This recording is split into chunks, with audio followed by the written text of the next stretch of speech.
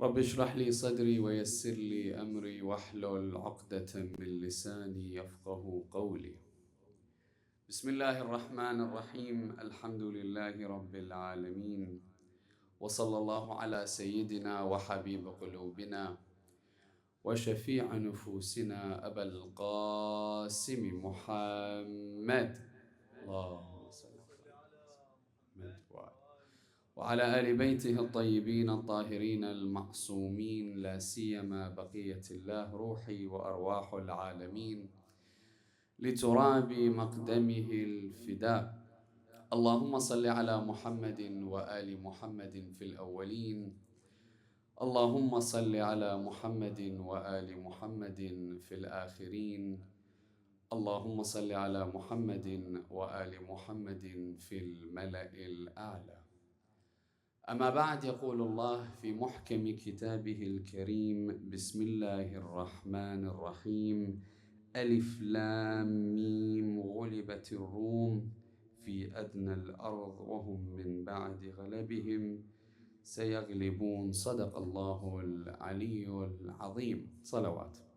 اللهم صل على محمد وآل محمد وعجل فرجه.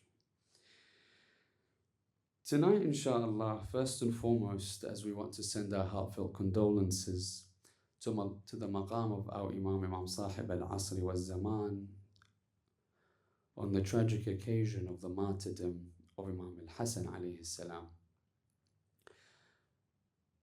The discussion regarding Imam Al Hassan alayhi afdal as-salati was-salam is a discussion that raises many question marks for many reasons. The first of which is the understanding and the personality of Imam Al Hassan within Shia circles need to be revisited. Why? Because when you begin to look at the position, the personalities, the characteristics, automatically the comparison is there between Imam Al Hassan and Imam Al Hussein. Even at the time of Imam Al Hassan and Imam Al Hussein, you'll find their own Shia or their own followers have this question mark. Why is it that they will come towards Imam Al Hassan that you say that your father, Amir al Mu'mineen, waged 3 civil wars? He was the lion in the battlefield. Imam Al Hussein did what he did within Karbala, rose up like his father before him.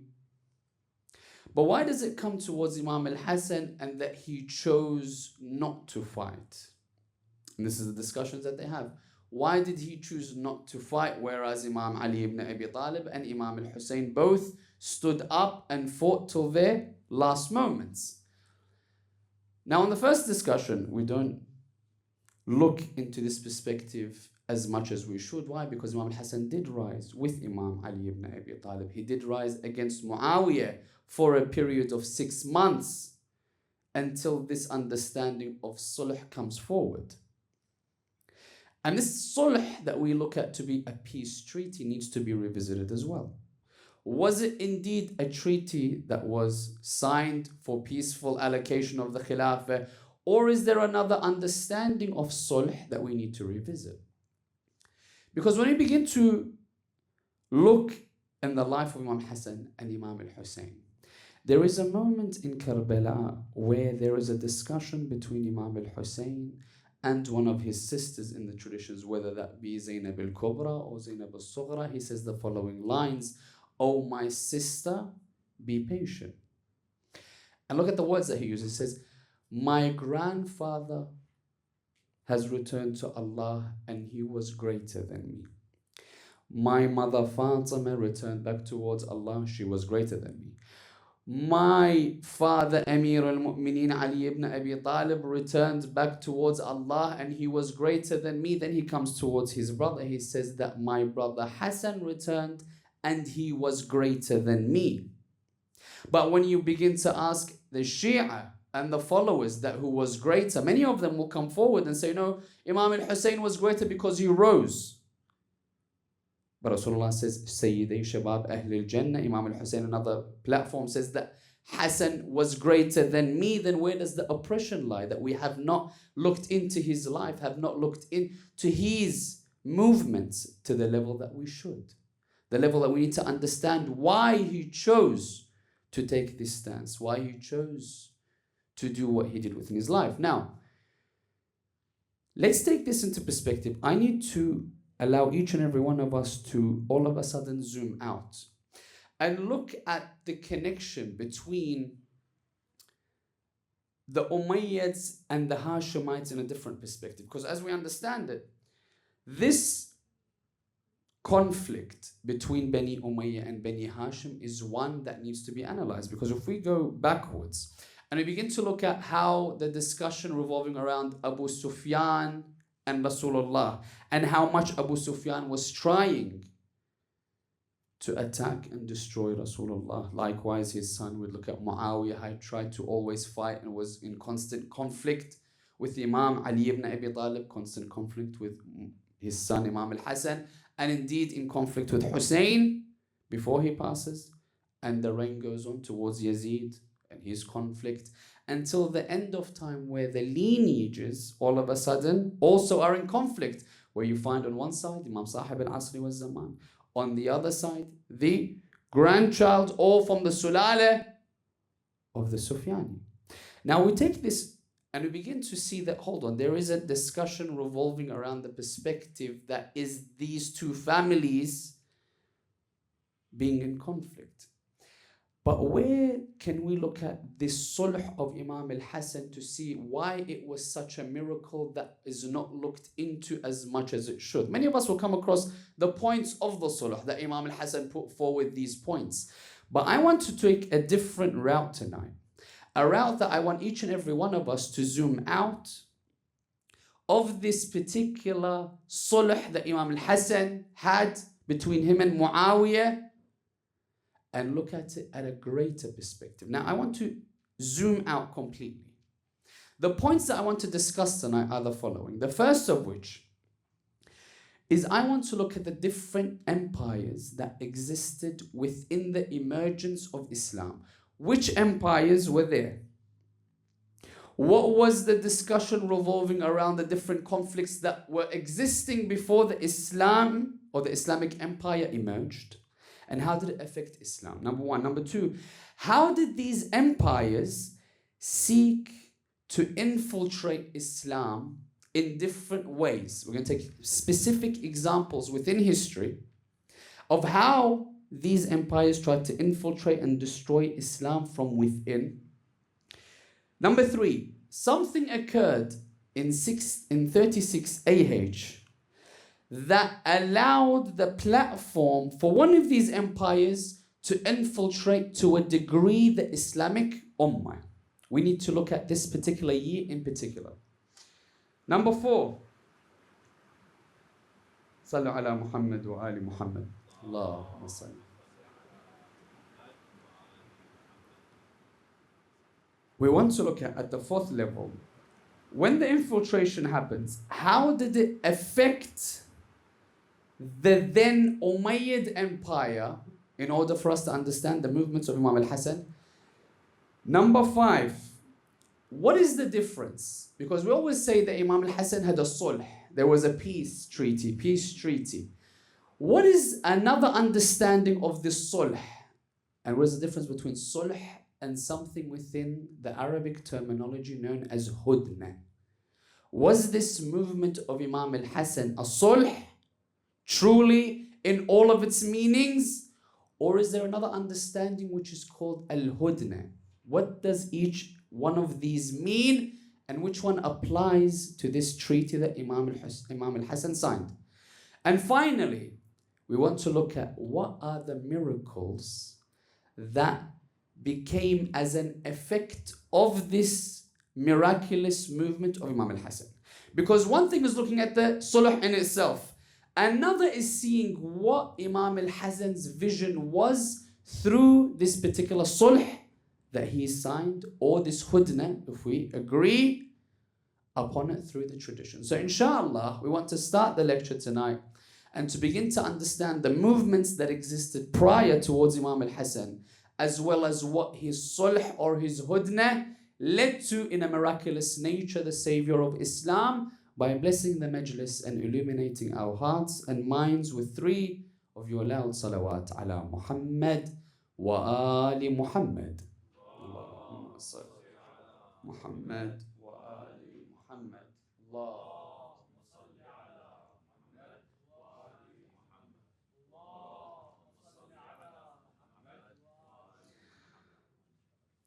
The first and foremost that we need to understand is when we look at the map of the nations that existed.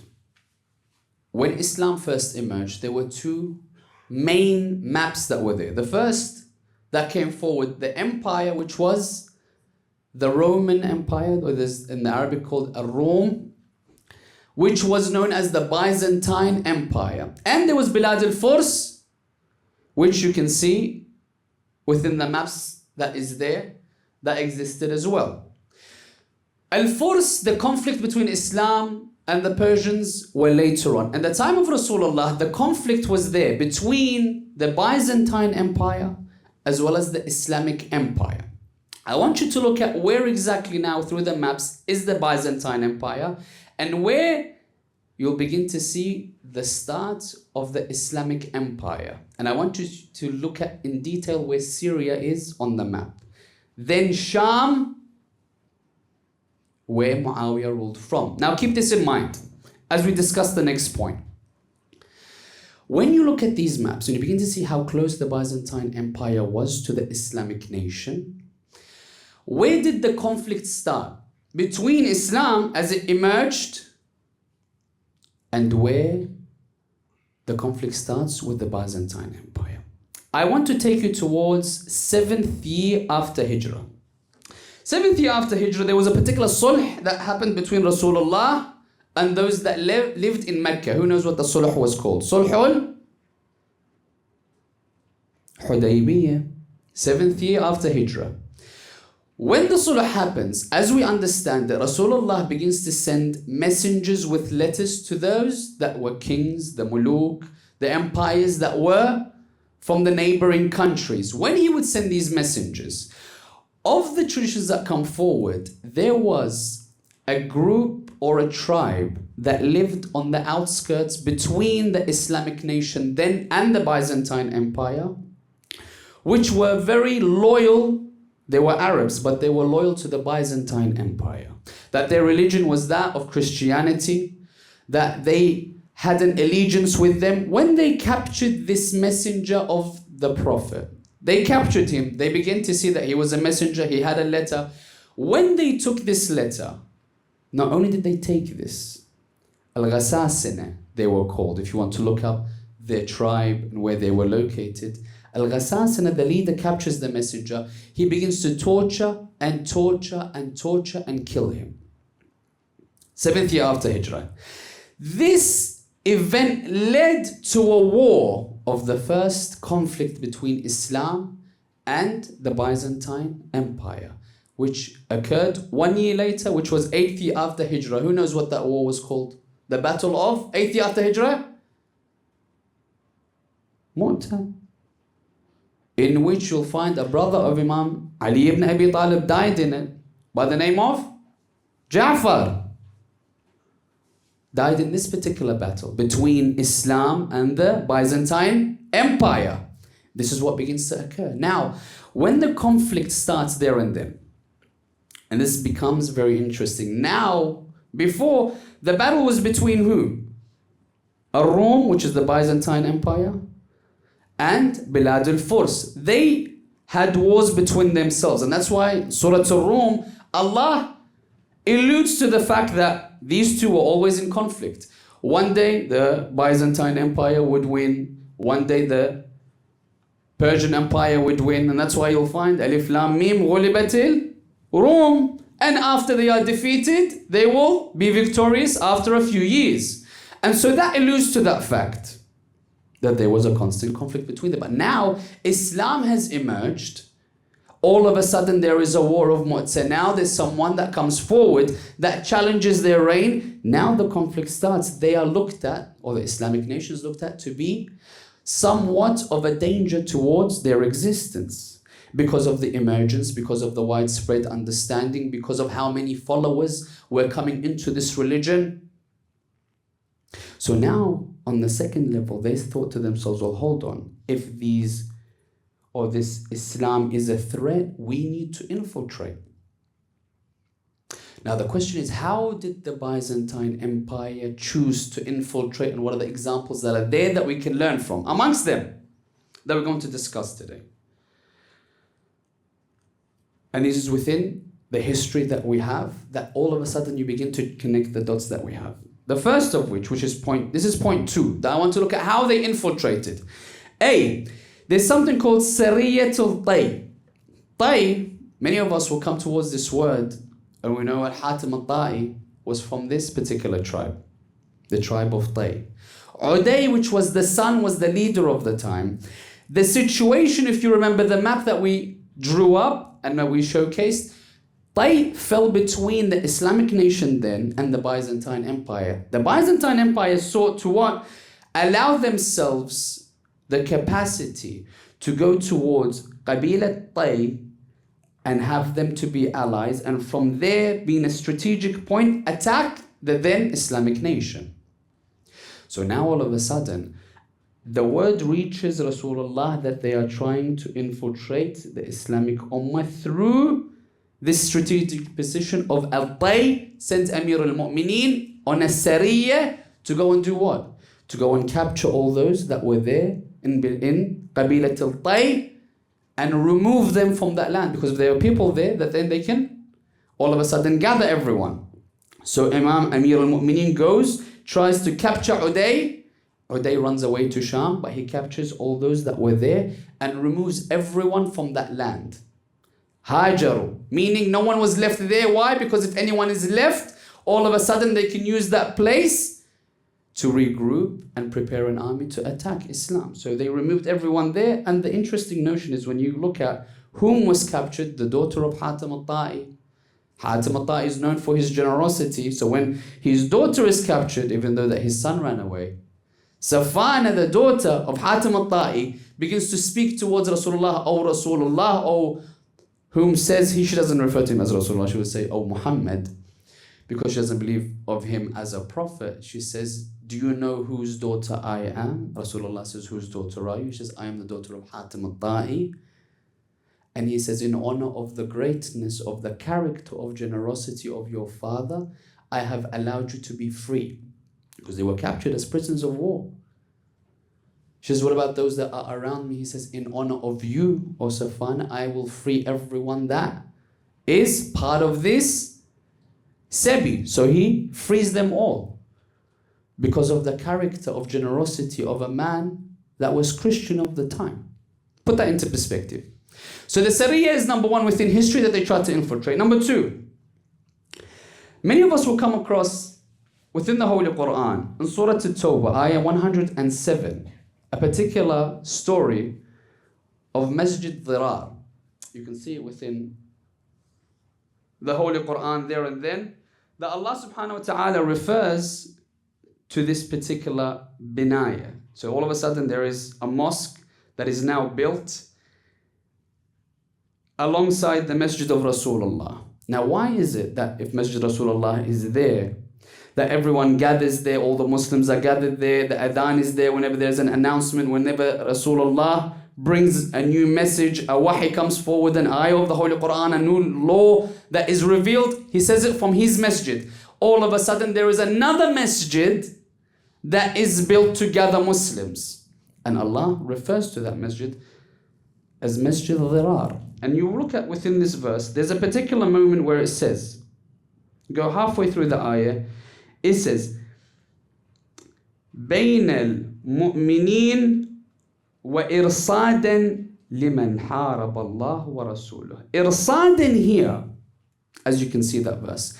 إرصادا, each and every one of the mufassirin says إرصاد here means wala, allegiance. Whom are these people that built this masjid allied to? All of them would say the Byzantine Empire chose to build a mosque to infiltrate because it divides the Muslims. Not everyone's going towards one mosque. Now they will be divided in different mosques. And it refers to it within the Holy Quran. So that's the second attempt. What does Rasulullah do? He brings this mosque, which was a building. If we want to look at it, it's a building. If you look at a mosque, like it's a place of worship. This mosque was built to divide the Muslims. Rasulullah brings it down in rubble. He says, do not let this deter you from the correct path.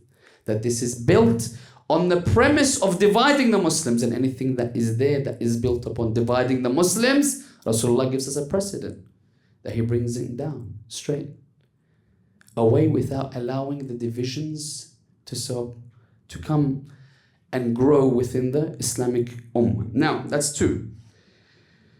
A, B, C. Ghazwat Tabuk. This is a very interesting one.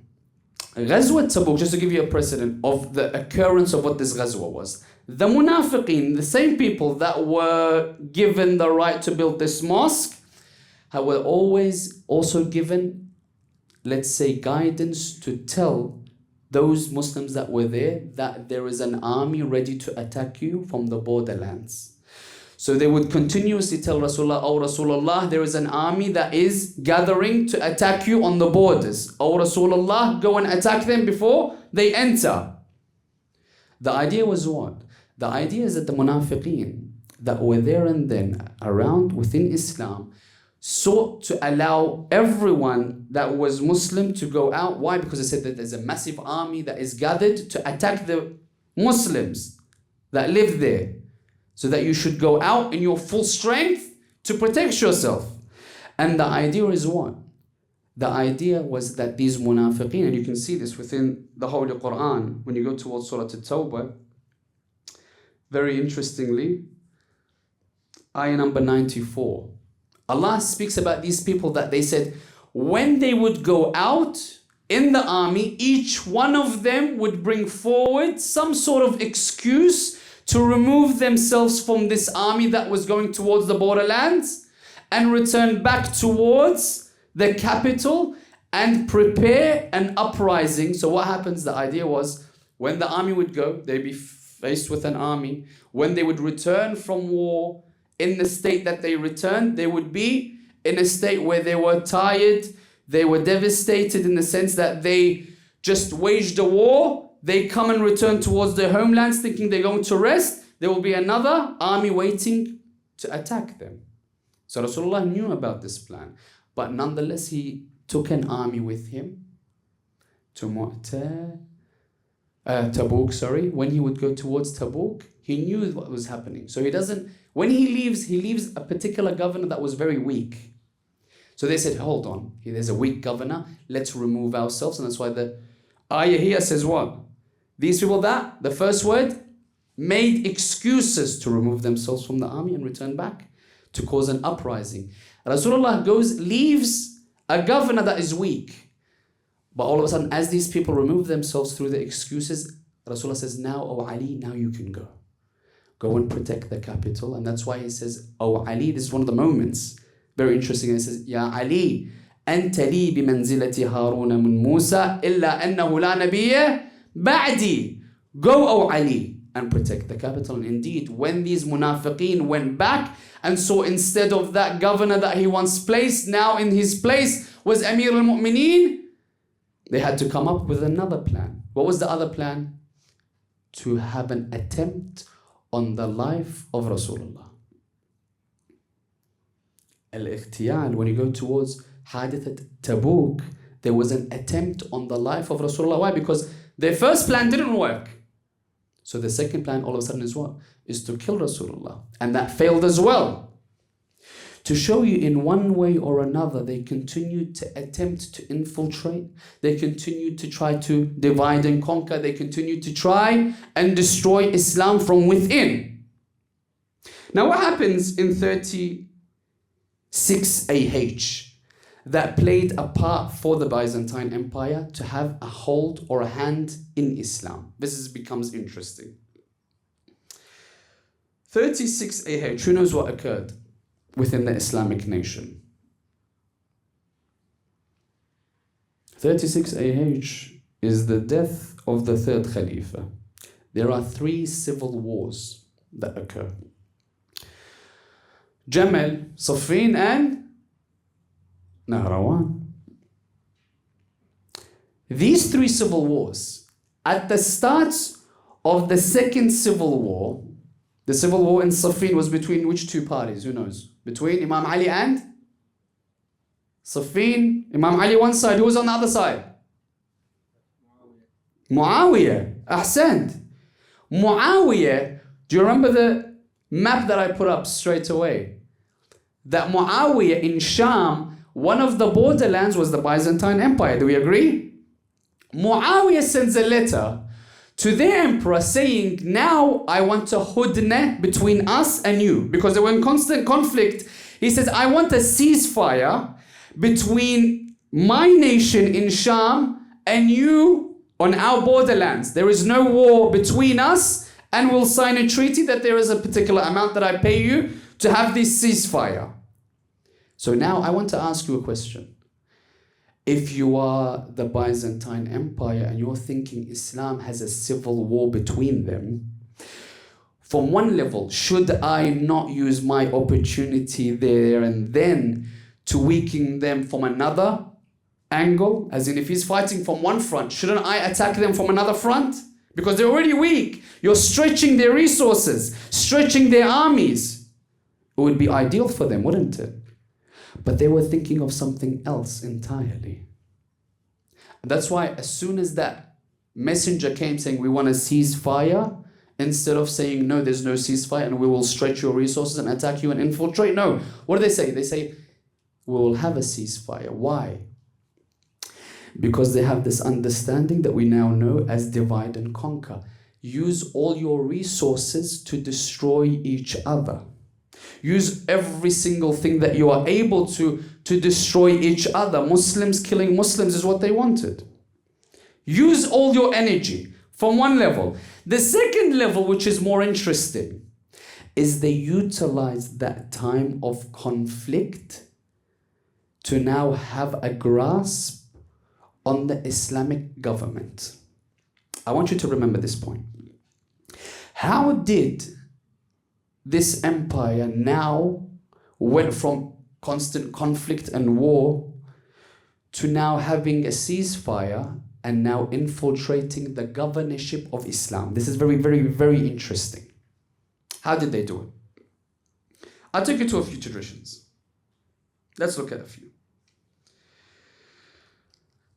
How did they infiltrate? The first, I want you now to look at Sham. Remember, Sham, as the map goes, was the borderland between them and the Byzantine Empire.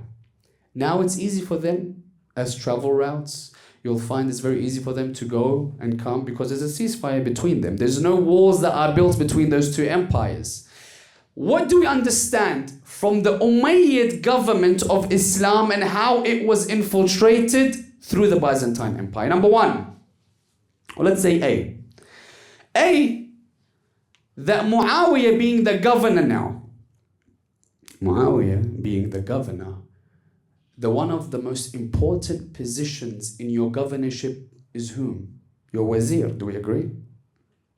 The most important position in your government is the person that advises you. Do we agree? Who was the advisor that was placed for Muawiyah and Yazid? Who knows his name? It starts with a sir at the start. Anyone know? His name was Sir John, which was the wazir of Muawiyah and after him Yazid. Sir John was not a Muslim. Sir John was a Christian from the Byzantine Empire. His placement as the wazir was a direct effect of this hudna, this ceasefire. These relationships that were created between now Sham, Muawiyah's rule, and the empire, which was the Byzantine Empire. The wazir now of the Islamic nation then, being the Umayyads, was a Byzantine. His son, meaning Sir John's son, was known as Yohanna al-Dimashqi. This person was, as we look at it now, as a priest from one level. This person wrote one of the first books published in and spread in the Islamic nation of Sham. That was the first book that attacked Rasulullah. Remember this. So John on the first level, being the visor, he's the one that orchestrated, if we want to look at the perspectives, Karbala. The first things that occurred within the notion of Karbala was a placement of a personality known as Ubaydullah ibn Ziyad. In which place? Where was he placed? In Kufa. When you look at personalities, that was so John saying that place this personality in Kufa and he will bring you victory against Hussein. He knew exactly how to move those chess pieces. So John. The second level, the officers and the intelligences, al-dawaween. Now you have all the different countries in the world, they all have their different offices of intelligence, and you have all the movies that showcase to us all the different ways that they gather intelligence, spread intelligence. The intelligence in the time of Muawiyah, you remember that the wazir was who? Sir John. He's the one that placed everyone in their positions. Now when you begin to go and research what language the intelligence was written in the time of Islam under the rule of Muawiyah, it wasn't Arabic. The Dawaween were written in the Roman tongue, which was Greek. So hold on. Muawiyah's rule, all the intelligence was written by the Byzantine. And not only were written by the Byzantine, those that were appointed there, the writers, the scribes, all not from Islam. What does that say and speak about the intelligence within the Islamic government of Sham? And how closely were they watching from afar? And now you begin to ask the question, how much did they infiltrate Islam then? If the visor or the wazir, Sir John, that books were published that attacked Rasulullah freely within this nation, that all the intelligence agencies that were there within Sham were not even Arabic. They were in the tongue of the Byzantine Empire. Further than that,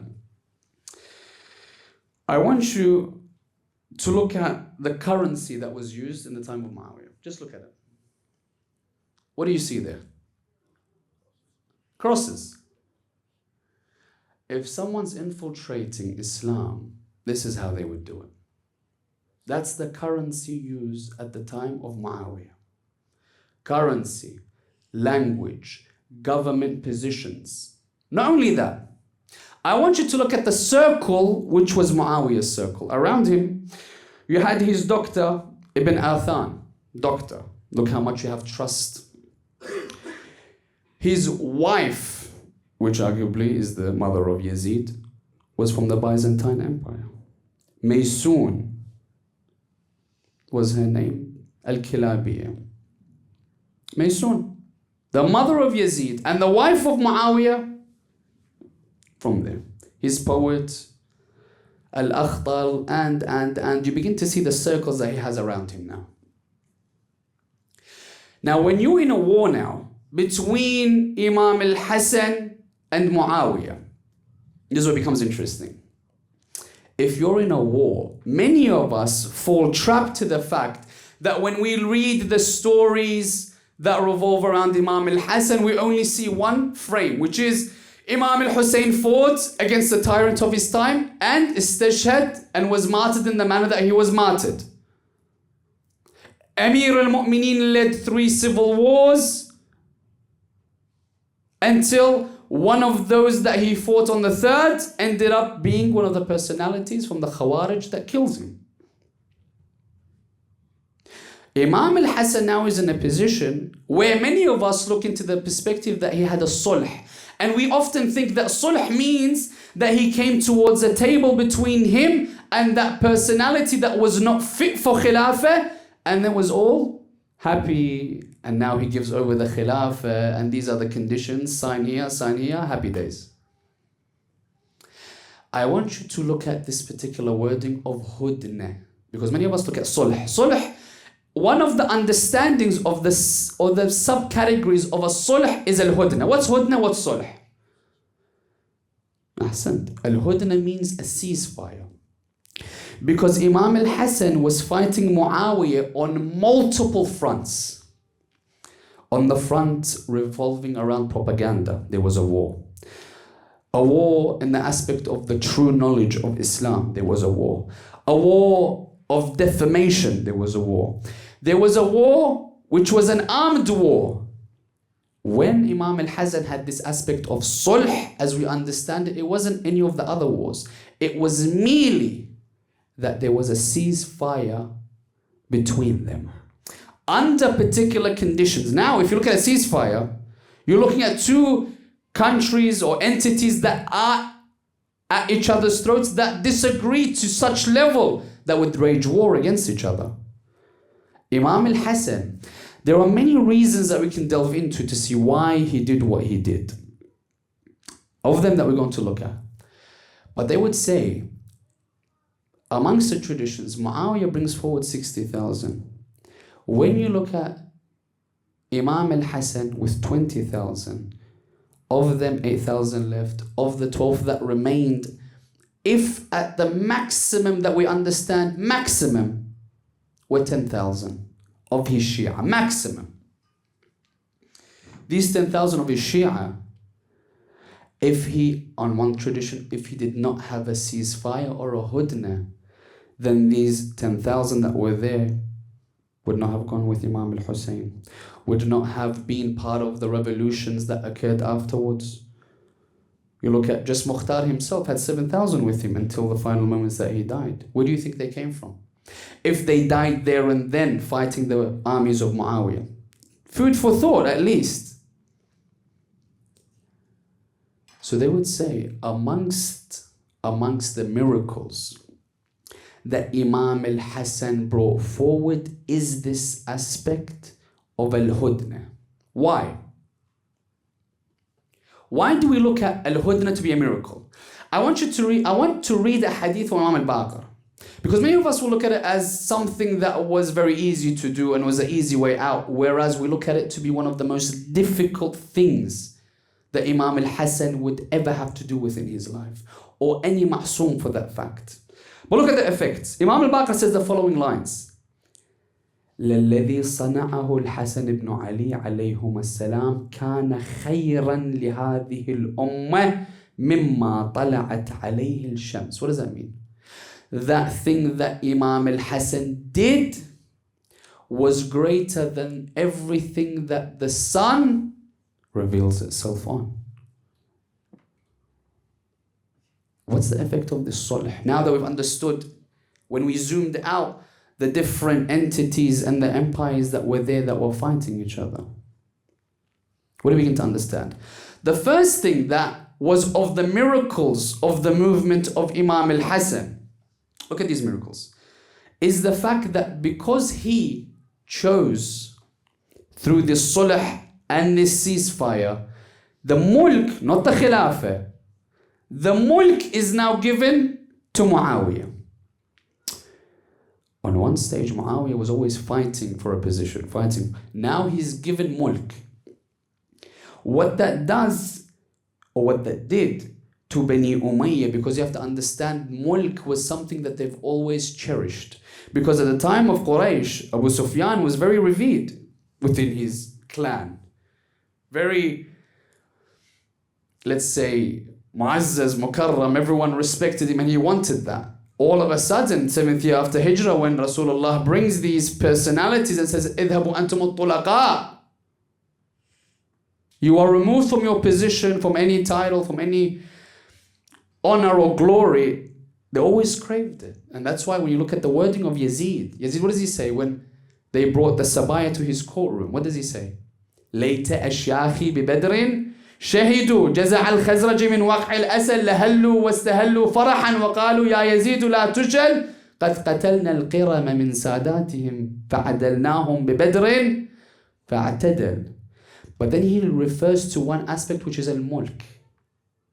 لعبت هاشم بالملك فلا خبر جاء ولا وحي nazal, this mulk is something that they always craved. Now, through the sulh, now Muawiyah has a position of mulk.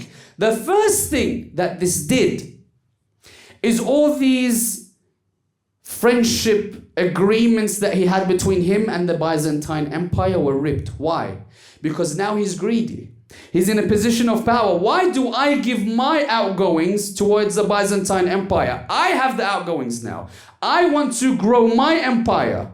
I am strong. And that's why within 1 year of the sulh or the hudna, now the enemy, which was, or now before his friend, which was the Byzantine Empire, and his ally becomes his enemy. Because they said, give us more of the wealth. He says, no, I'm not giving you anything. In fact, you will be the one that needs to give me. So the first level, through the sulh, it put Muawiyah in a position where all of a sudden now the Byzantine Empire is no longer an ally to Islam, but returns back towards being their enemies. Number one. Number two, and most importantly, when you are in a state of war, you have to understand, Muawiyah, from the time of Imam Amir al-Mu'mineen, constantly put high walls to all those that lived within Sham. Very high. Made sure no one went out of those walls and no one infiltrated within it that were Muslim. Anyone from, let's say, Kufa, anyone from Hijaz were looked at whenever they entered, whenever they left, to make sure they did not infiltrate, did not speak to anyone, did not corrupt what they built years upon years. And that's why our understanding is there. Why? Because these high walls were there, they were able to brainwash everyone that was there. And that's why when the news came that Amir al-Mu'mineen died, what happens? They said, how did Amir al-Mu'mineen die? Remember, there was high walls. He taught them whatever he wanted to teach them. There were high walls. The answer that came from the people of Sham is, how did he die? They would say he died whilst he was in Salah. The reply was what? Did Amir al-Mu'mineen Ali ibn Abi Talib pray? So now you begin to understand these walls that were created through the hudna, which was Imam Al Hassan's hudna. These walls have been brought down. And now you begin to see people visiting Hijaz, visiting Iraq, visiting other nations such as Yemen, interacting with others. Now their mindsets are changing. They're listening to the correct adhan. They're praying Friday in the correct day. They understand how to pray, when to pray. They're beginning to see what they have been taught is different, what everyone else is practicing outside these walls that were built by Muawiyah. This is one of the miracles of the hudna of Imam Al Hassan. Had he not and continued to fight, these walls would not have been removed. The revolutions would not have occurred. He began that domino effect there and then that led towards the revolution afterwards.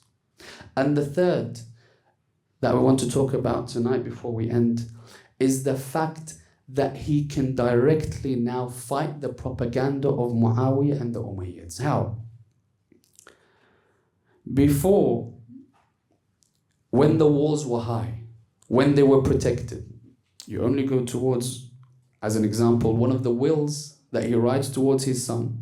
He says, I have prepared this army of Sham to such a level that anyone gives you any trouble, you send this army wherever they are in the world, and they will attain victory, but return them straight away. Because if they spent only one night outside of Sham, لَفَسَدَتْ أَخْلَاقُهُمْ.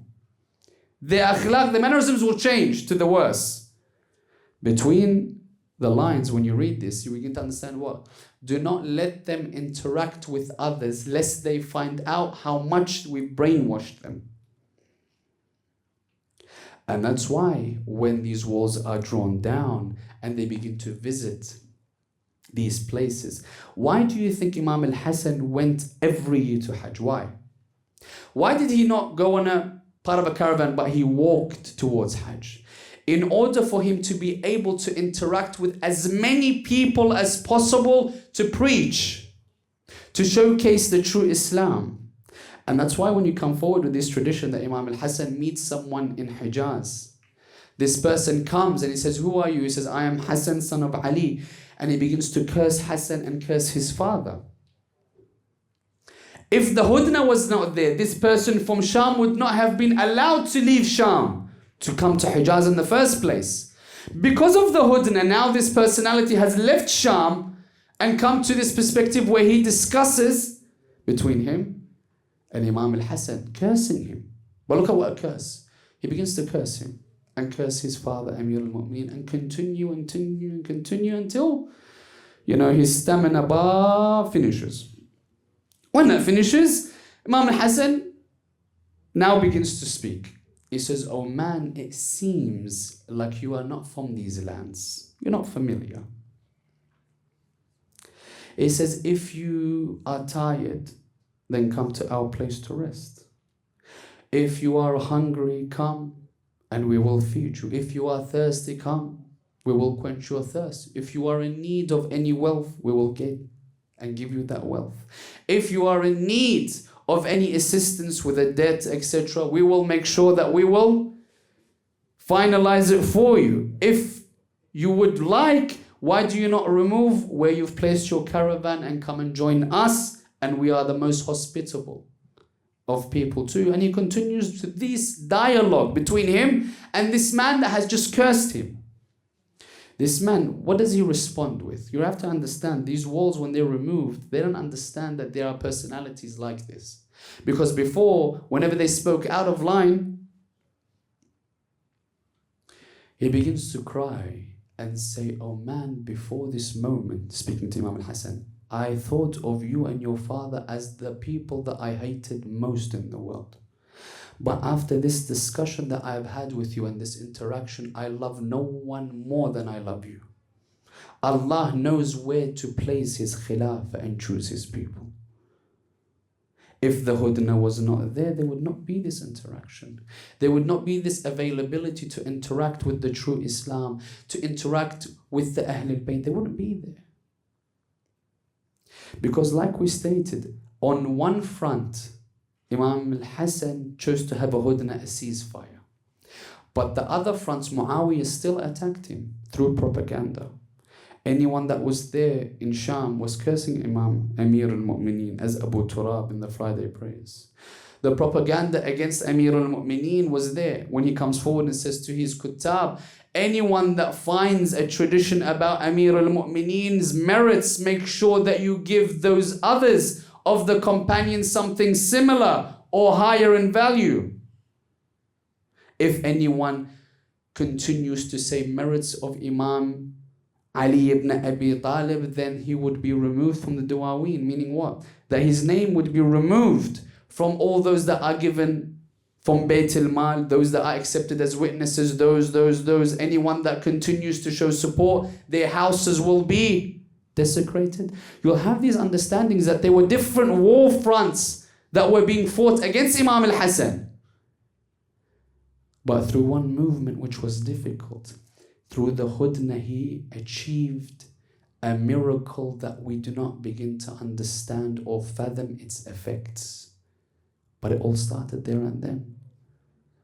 And that's why, when we begin to discuss in the final notion, the amount of hatred that the Byzantine Empire had for Imam Al Hassan.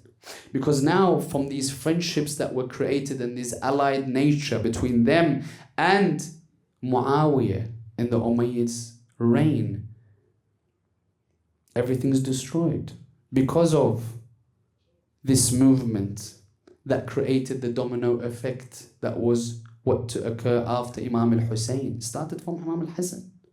That's what we need to understand. And that's why when you go to, interestingly enough, the poison that was given to Imam Al Hassan, the poison that was given, when you read the traditions, كان عسل يماني بشربة رومية. It was honey from Yemen with a taste of the Byzantine Empire, let's say. This poison was derived from there. There was 2 attempts prior to poison the Imam. But the traditions say this, that when they tried to attain the poison from the Byzantine Empire. They said it's for a man which their grandfather was here, and he is the one that established Islam, and it's because of this man that everything that you wanted to do has now been destroyed. So now if we were looking at Imam Al Hassan, we should not look at Imam Al Hassan all of a sudden as this person that only chose to be peaceful because he doesn't want to fight. No. When we go towards a tradition of Imam Al Hassan in Safin, what occurs? Amir al-Mu'minin gives a flag to one of his sons. This son was known as Muhammad ibn al-Hanafiyyah. In Safin gives him the flag. He says, go out and fight. When he goes between the ranks, they would say that the arrows covered the sky, that he could not see the light anymore from the amount of arrows. He says for a second, he felt fear and returned. Imam Amir al-Mu'minin says, why have you returned, my son? He says, oh, my father, I felt fear because I saw the sun blocked out from the amount of arrows from the opposition. And the famous tradition is what? Imam Al Hassan comes forward. Amir al-Mu'minin takes the flag from his son, Muhammad ibn Hanafiyyah, and gives it towards who? Imam Al Hassan. What does he say? He says to him, Muhammad ibn Hanafiyyah says, Fika irqun min ummik. There is a gene of fear, but it's not from me, Ali. It's from your mother, Khawla. He says, the son of Ali and Fatima do not have this fear.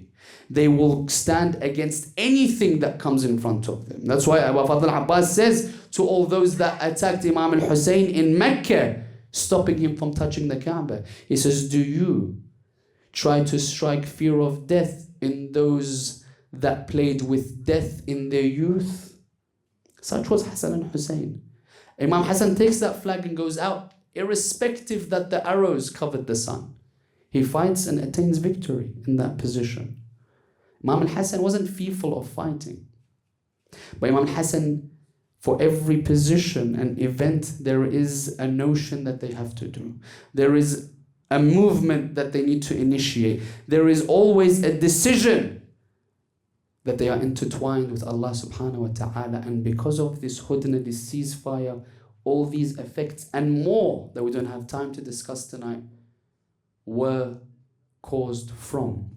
So inshallah, we end on that note, and we pray to Allah that He allows us to explore and understand the life of Imam Al Hassan in a more detailed manner, and we begin to appreciate what Imam Al Hassan has done, and we want to learn about Imam Al Hassan as much and remember him as much as we do about Abdullah. We pray to Allah that He allows us the tawfiq to do so, that He allows us to be resurrected amongst the companions of Imam Sahib al-Asri wal-Zaman with a surah al-Mubarakat al-Fatiha. But before it, 3 of your loud salawat ala Muhammad wa ali Muhammad.